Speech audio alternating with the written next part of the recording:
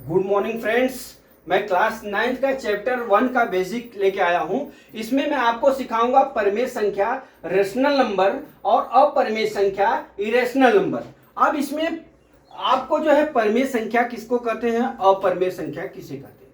अब जो हम p बाई क्यू के रूप में लिख सकते हैं उसे हम क्या कहते हैं, परिमेय संख्या। जैसे p by q not equal to zero, अर्थात इसका मतलब यह हुआ कि 1/0 हम नहीं लिख सकते, तो इसे परिमेय संख्या कहते हैं। अपरिमेय संख्या जिसे p बाई क्यू के रूप में हम नहीं लिख सकते हैं उसे हम क्या कहते हैं, अपरिमेय संख्या। जैसे करड़ी में 3/1, करड़ी में 5/2, इस तरह की जो संख्या रहेगी उसे अपरिमेय संख्या कहते हैं। अभी आप आ जाइए परिमेय संख्या, रेशनल नंबर।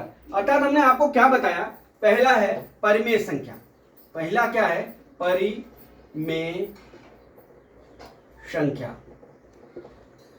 हमने आपको क्या बताया, परिमेय संख्या p बाई क्यू के रूप में, अर्थात p बाई क्यू के रूप में अगर हम लिख सकते हैं तो क्या हो गया, परिमेय संख्या। जबकि पूर्णांक मतलब p by q not equal to 0 हो गया।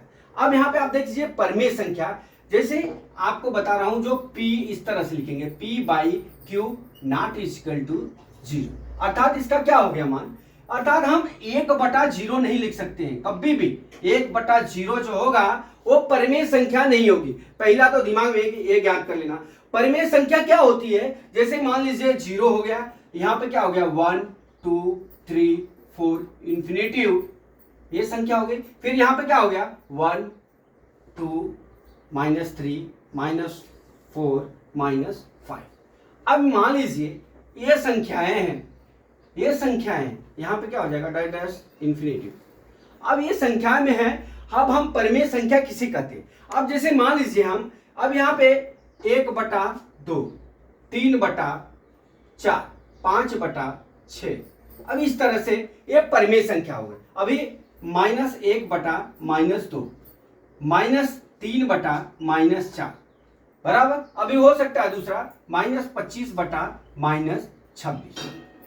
लेकिन दोस्तों ये याद रखना कि जो पूर्ण संख्या रहेगी, जो एक संख्या रहेगी, 1 2 3 4 5 नेचुरल नंबर रहेगा, उसमें जो है हम उसके बटे 0 नहीं लिख सकते, ये ध्यान रखना। जैसे मान लीजिए 1/0 है, ये हम नहीं लिख सकते, हमारी परिमेय संख्या नहीं होगी। 2/0 भी रहेगा तो परिमेय संख्या नहीं होगी। 25/0 रहेगा तो भी वो परिमेय संख्या नहीं रहेगी। अर्थात हमारा जो नेचुरल नंबर रहेगा 1/2 3/4 5/6, इस तरह की संख्या है। -1/2 -1 -2 -3/-4 -25/-26, इस तरह से हमारा क्या हो गया, ये परिमेय संख्या हो गया। अब दोस्तों हम आपको लेके चलते हैं अपरिमेय संख्या। अपरिमेय संख्या में हम क्या करते हैं कि जो p बाई क्यू के रूप में हम नहीं लिख सकते, p बाई क्यू के रूप में हम नहीं लिख सकते। अभी आपको मैं इसको मिटा रहा हूं। अब आपको हम लेके चलते हैं किस पे, अपरिमेय संख्या। किस पे, अपरिमेय संख्या, इरेशनल नंबर। अपरिमेय संख्या में क्या होता है दोस्तों, अपरिमेय संख्या इसका जो p बाई क्यू के रूप में नहीं लिखा जा सके,